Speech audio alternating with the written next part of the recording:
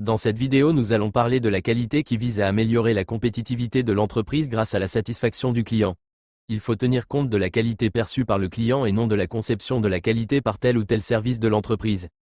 On parle de TQC, Total Quality Control, ou qualité totale lorsque chaque membre du personnel et toute l'organisation sont impliqués dans la recherche de qualité. La notion de qualité apparaît dès la fin du XIXe siècle, lorsque l'industrialisation de la production conduit à définir des intervalles de variation acceptables pour les caractéristiques techniques des produits fabriqués. Le contrôle des produits et le rejet de ceux qui sont défectueux sont effectués au bout de la chaîne de production. Après la Première Guerre mondiale, la production en grande série de produits standardisés ne permet plus une vérification de la totalité des produits. Pour des raisons de temps et de coût, on limite le contrôle physique à un échantillon prélevé dans le lot produit et on accepte ou l'on refuse le lot en fonction des observations faites sur l'échantillon. Dans les années 30 à 60, des spécialistes américains, Schuhart, Deming, Durand et Felgenbaum, établissent les fondements du management de la qualité. Ils soulignent deux éléments. 1. La dimension préventive des contrôles de qualité. La constatation de dérive dans un échantillon par rapport aux normes doit entraîner une analyse immédiate des causes et un aménagement dans le processus si les causes ne sont pas aléatoires. 2. L'impact de la qualité totale. Cette approche déborde largement le seul aspect du contrôle de qualité sur la chaîne de fabrication en prenant en compte la qualité dans la phase de conception du produit, dans l'approvisionnement en composants et matières premières et dans l'utilisation du produit.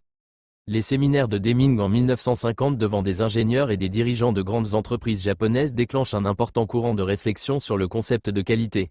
Des experts japonais opérationnalisent les préceptes des auteurs américains, le cercle de qualité et le diagramme effet-cause de Ishikawa.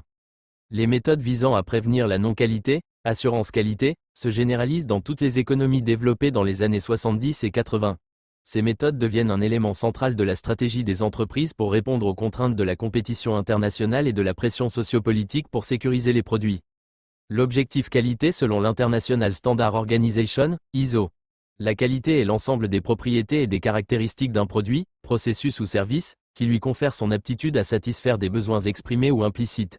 Cette définition très large de l'International Standard Organization, ISO, inspire, grâce aux leçons de la concurrence japonaise, un nombre croissant de responsables de systèmes de production.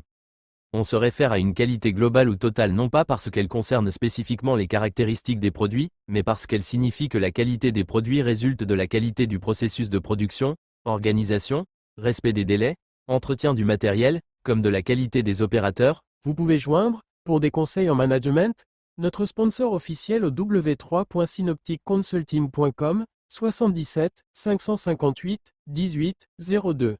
N'oubliez pas de vous abonner si vous êtes nouveau dans cette chaîne pour recevoir des vidéos inspirantes, de liker et de partager.